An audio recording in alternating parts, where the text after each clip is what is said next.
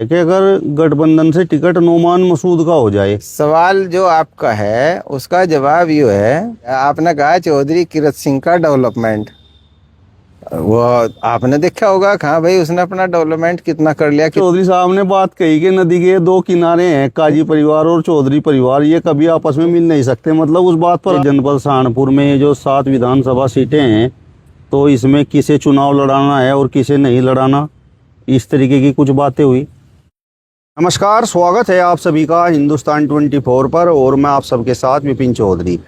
पूर्व कृषि मंत्री चौधरी यशपाल सिंह जी की आज 11वीं पुण्यतिथि है और देश भर में लोग उन्हें जानते हैं, और सभी लोग ये भी जानते हैं कि उन्होंने आजीवन उसूलों की, सिद्धांतों की और स्वाभिमान की राजनीति की।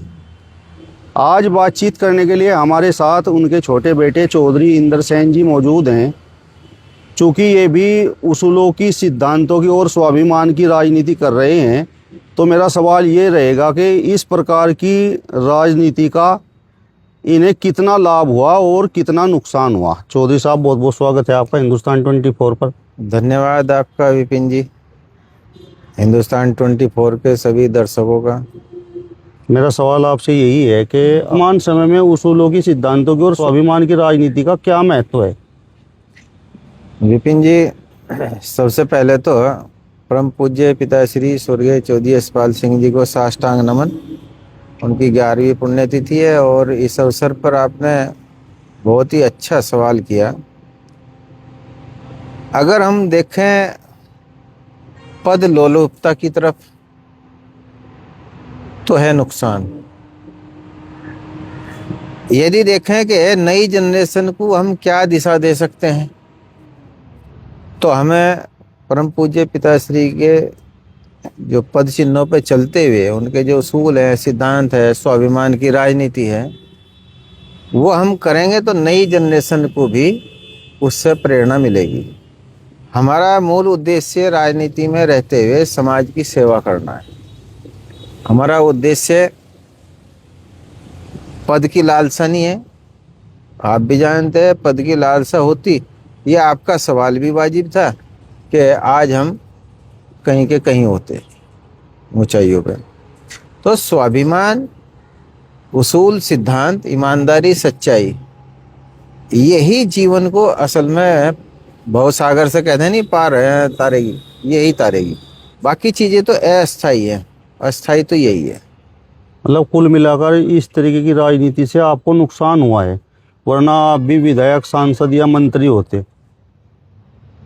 यदि हम उस चीज़ को देखें जो आज के परिवेश में जो कह रहे हैं ना, लेकिन हम संतुष्ट हैं।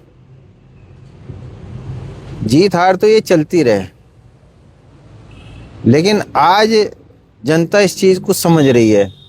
हाँ, कौन सच्चा है, ईमानदार है, और आज जो है उस चीज़ को जनता स्वीकार रही है। हमें उम्मीद है कि आने वाले समय में ये जो उसूल, सिद्धांत, स्वाभिमान है, यही हमारे काम आएंगे और नई जनरेशन को राह दिखाने का काम करेंगे।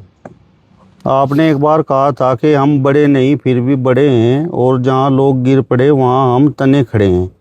तो मतलब ये आप क्या मैसेज देना चाह रहे थे? ये जो असूल, सिद्धांत, स्वाभिमान है, यही तो है वो, कि जहाँ लोग गिर पड़े वहाँ हम तने खड़े हैं। जो इन पे चलता नहीं, वो स्वाभाविक सी बात है, एक बार बन के और फिर दोबारा कोई जनता उससे पूछती भी नहीं। नहीं, यहाँ पर तो लोग लगातार आपकी विधानसभा में ही चुनाव जीत रहे हैं। चुनाव जीत रहे, किस नाम पे जीत रहे? सही मायने में अगर देखा जाए तो चुनाव हम हारे 2022 का, 2012 का, अगर हम देखें तो। बाकी 17 का था, हमने किन परिस्थितियों में लड़ा सब जानते हैं, निर्दलीय लड़ा। 19 का बाई इलेक्शन था, उसमें किस तरह धांधलेबाजी हुई तो वो सब जानते हैं। अगर देखा जाए तो 2012 में भाई हुसैन चुनाव हारे और 2022 में मैं चुनाव हारा, लेकिन 17 में भी और 19 में भी इनके छक्के छुड़ा दिए थे। 17 में तो निर्दलीय थे हम, 48-50 हज़ार वोट तो तब भी है, इससे कम तो कभी गई नहीं। 19 में तो कोई भी नहीं था साथ। और देखो आपने वहां से किस तरह 2 घंटे 10 मिनट तक मतगणना रोकी। कैबिनेट मिनिस्टर, मेयर सब अंदर डीएम से मीटिंग कर रहे, स्क्रीन सब लाइट सब ऑफ कर दी। तो वो जो इस उसूल और सिद्धांत हैं वही तो काम आ रहे। नोमान मसूद बोलते हैं कि वो चुनाव मैं जीत रहा था। देखो बोलने को वो क्या बोल ले क्या नहीं बोल ले वो तो देखे वो जाने, लेकिन जहाँ तक हमारी बात है जो वहाँ पे थी, और टीवी चैनल्स पे भी, राष्ट्रीय जो चैनल हैं उन पे भी ये चीज़ आ गई थी या कहाँ भाई 67,000, उसमें तो बाकायदा वो दिखाई गई थी 67,000 वोट और चुनाव भी जीत रहे, बाकायदा खबरें प्रचारित हो गई थी। अब कौन क्या कह रहा है कौन नहीं कह रहा वो अपनी उसके अपने तर्क हैं। तो जब से भाजपा की सरकार प्रदेश में आई है और आपने कहा कि हमने उनके छक्के छुड़ा दिए, लेकिन चुनाव परिणाम तो ये बोलते हैं कि हर चुनाव में भाजपा वाले आपके छक्के छुड़ा रहे हैं। छक्के छुड़ाने से मतलब है बाई इलेक्शन में हमने छुड़ा दिए थे। अब जैसा ये था 22 के चुनाव में भी, उसमें भी छुड़ा रखे उनके छक्के, तो हम छुड़ा ही रहे हैं। हिंदू मुस्लिम की 2 धाराओं के बीच में राजनीति में इतना वोट लेना मायने रखे हैं।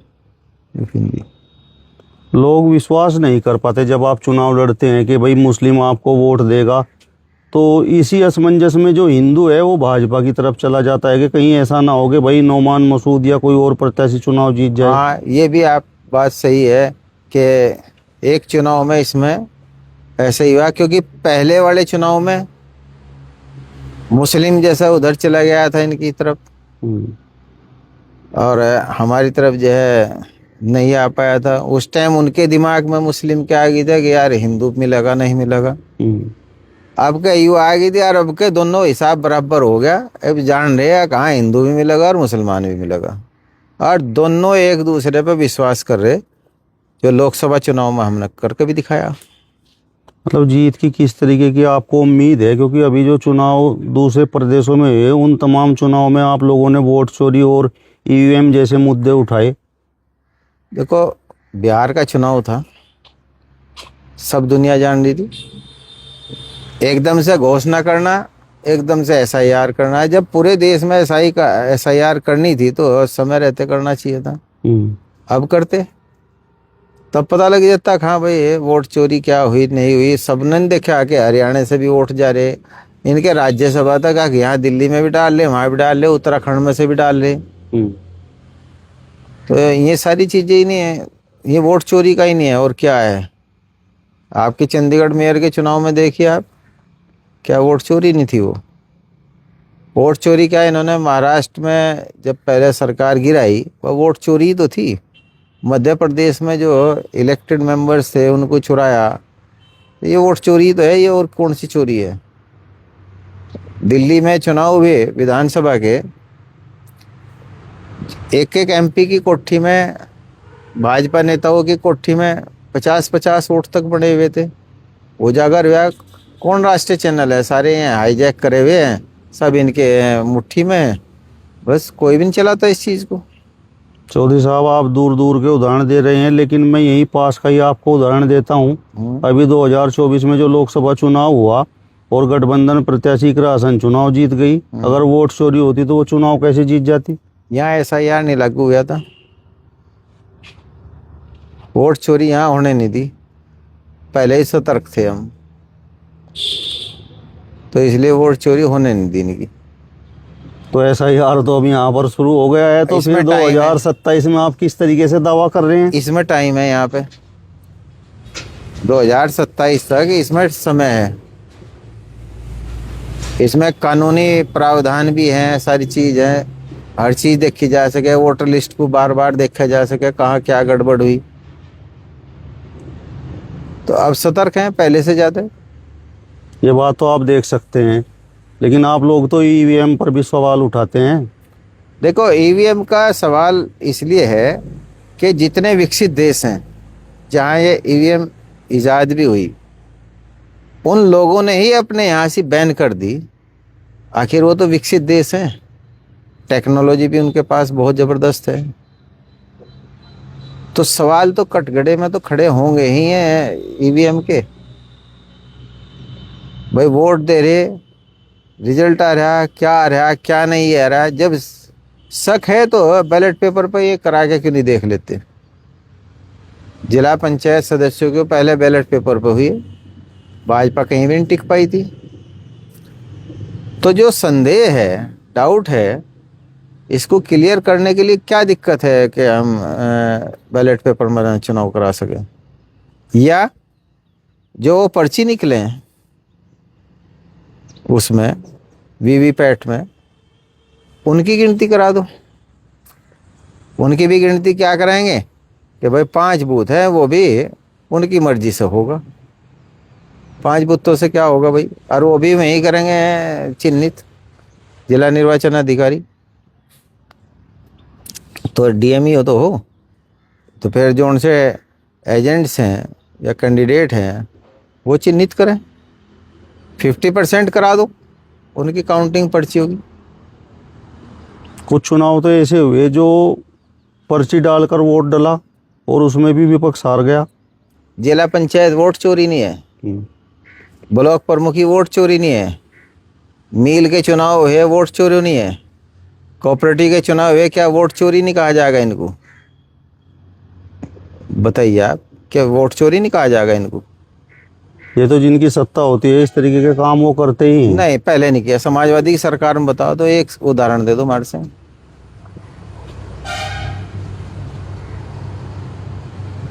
आपकी तैयारी कैसी है चुनाव की? हमारी तैयारी बहुत बेहतरीन है। अगर आप लोगों की नजरें इनायत रही मीडिया वालों की बकस दिया आप लोगों ने। बेहतरीन है तैयारी, इसमें कोई दो राय नहीं है। अब की बार सारी चीज़ों पे हम बारीकी से नज़र रखे हुए हैं, हमारे साथी मुस्तैद हैं और इनको मुंह की खानी पड़ेगी।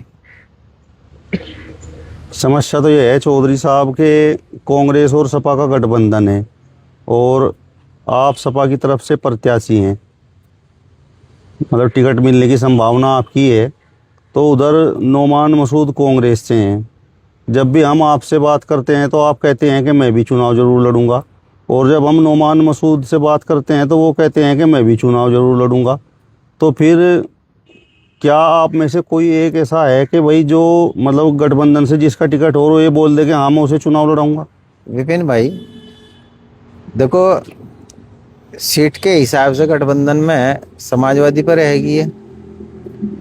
चुनाव लड़ने को देश आज़ाद है, कोई भी लड़ लो, कोई मना कर देगा। भाई मेरे पे वो दूसरी पार्टी में है, मैं दूसरी पार्टी में हूँ, वो लड़ना चाहे वो लड़ लो, मैं कहाँ रोक रहा है उसे। सवाल तो ये है कि अगर गठबंधन से टिकट नोमान मसूद का हो जाए। सवाल जो आपका है उसका जवाब ये है, सामने कोई भी आवे इनका सीट जो है समाजवादी पार्टी हर हालत में जीतेगी। आप जवाब मतलब घुमा कर दे रहे हैं। मैं जो पूछना चाह रहा हूँ, मैं सीधा सवाल का सीधा जवाब दे रहा कि कोई भी आवे गठबंधन, यहाँ समाजवादी पार्टी प्रत्याशी रहेगा और चुनाव जो है बढ़िया ऑटो तो जीतेगा। कौन सामने लड़ रहे कौन नहीं, इससे कोई लेना देना नहीं। भाजपा से मुकाबला है हमारा। मतलब ये कन्फर्म है कि भाई सीट समाजवादी पार्टी के पास रहेगी? भाजपा से सीधा मुकाबला है और यहाँ से सपा प्रत्याशी चुनाव बढ़िया ऑटो तो जीतेगा। यहीं से नहीं, नकुड़ से भी जीतेंगे, रामपुर से भी जीतेंगे, देवबंद भी जीतेंगे अब की बार सीटें। समस्या तो ये है कि नोमान मसूद फिर चुनाव लड़ेंगे। समस्याओं को दूर करेंगे ये समस्या सारी खत्म हो जाएगी। अब आप और नोमान मसूद आपस में लड़ते रहते हैं और सीट फिर की रस्सी निकाल ले जाते हैं। आप लोग हमें लड़ाने पर तुले हुए अब कौन लड़ रहा कौन नहीं, मैंने तो बताया कि महाराज भाजपा का मुकाबला होगा। मैं तो आपसे पूछ रहा कि अगर गठबंधन नोमान मसूद को टिकट दे दे तो आप साइलेंट रहेंगे क्या? नोमान मसूद को चुनाव लड़ाएंगे क्या? अगर इस तरीके की बात होगी उसका जवाब तभी तो दिया जाएगा जब ये अगर है ही नहीं हुई इस तरीके का, तो फिर बताओ क्या कहते हैं हम। मेरे तो ये बताओ, आप मेरे पर क्या कहलवाना चाहो। नहीं, मैं आपकी लड़ाई समाप्त करवाना चाह रहा। मैं करवानी नहीं। तो जो चौधरी साहब ने बात कही कि नदी के दो किनारे हैं, काजी परिवार और चौधरी परिवार, ये कभी आपस में मिल नहीं सकते, मतलब उस बात पर आप मोहर लगा रहे। वो तो जो चौधरी साहब ने कहा वो तो कहा, उसमें कौन इनकार कर रहा है। उसमें तो कोई इफेंट बट है नहीं। आप जिस तरीके से दावा कर रहे हैं, चलिए हम मान लेते हैं कि आप समाजवादी पार्टी के प्रत्याशी होंगे। आप बोल रहे हैं कि भाई सीट अब की बार समाजवादी पार्टी के पास जाएगी, लेकिन जो जीतेंगे। डेवलपमेंट है चौधरी कीरत सिंह का, वो तो आपको दिखाई दे रहा होगा। वो तो दिख रहा वो तो चारों तरफ दिख रहा है। आपने कहा चौधरी कीरत सिंह का डेवलपमेंट, वो आपने देखा होगा। हाँ भाई, उसने अपना डेवलपमेंट कितना कर लिया कितना नहीं कर लिया। क्षेत्र में तो कोई डेवलपमेंट है नहीं उसका। हाँ हो गया हो तो भाई वो आपको पता होगा। नहीं, चारों जो ओर उन्हें- सड़कें पक्की हैं। भाई उसने सड़कें तो पहले भी पक्की दी हैं। ये तो पिताई के टाइम में बनी हुई है सारी सड़कें। कोई सी सड़क चले जाओ सारी जो है। हाँ रिपेयरिंग, ये तो हर सरकार में रिपेयरिंग होती रहे। समाजवादी के शासन में जो काम हुआ था, चाहे सड़कों का हो, बिजली का हो, ये जो है सहारनपुर आप देख रहे बाईपास वगैरह, और ये जो करनाल से और मेरठ तक, ये आपका मुजफ्फरनगर से सहारनपुर तक, ये सारे के सारे समाजवादी के शासन में ही बने हुए हैं। और उनकी बनाई हुई सड़कों में गड्ढे नहीं थे। कोई ये रामपुर का ही है जैसा टोल वसूला जा रहा, क्या है कोई ये सुनने वाला। भाई रामपुर पुल तैयार नहीं हुआ। यहाँ पे ननौते के पास आगे जनड़ी से पहले ही वो सड़क नहीं पूरी की पूरी तैयार हुई। आगे नहीं तैयार हुआ, टोल वसूला जा रहा। ताकि जनता का पैसा ही तो लग रहा है। ये आप देख लो, ये हाईवे है आपका यमुनानगर से जो जहाँ देहरादून, इस पर बताइए कि किस तरीके से लें। अगर किसी के अंतों में भी खराबी हो रही है, हाथ भी टूट जा, रात को जो ये पुलिया या और ब्रिज हैं, ऐसी टक्कर सी लगे एकदम से गाड़ी जाते हुए। आप देखो हर वक्त जो है वहाँ पे है कुछ ना कुछ अवरोधक खड़े रहे। अब ये हो रहा, अब ये हो रहा, ये हो रहा। तो सड़कें इनकी शासन में बनते ही उखड़नी शुरू हो जा। अभी अखिलेश यादव जी सहारनपुर आए और उन्होंने आपसे अलग से बात भी की, तो क्या वो यही बता कर गए कि नहीं बस टिकट तो यहाँ पर जो गठबंधन है उसमें आपका ही पक्का है? हम क्यों बताओ हमारी क्या बात हुई, क्या बता कर गए, क्या नहीं गए। नहीं, जनता तो सुनना चाहती है ना। नहीं, जनता को जब समय आएगा सुनाओगे। राष्ट्रीय अध्यक्ष जी जब घोषणा हो जाएगी चुनाव की, भाई उस टाइम जो भी मैं घोषणा करेंगे वो सबके सामने आ जाएगी। हमारी राजनीतिक मुद्दों पे बात हुई, जिले के उसमें बातचीत हुई सारी, उसमें थोड़े से उसमें ही समय में।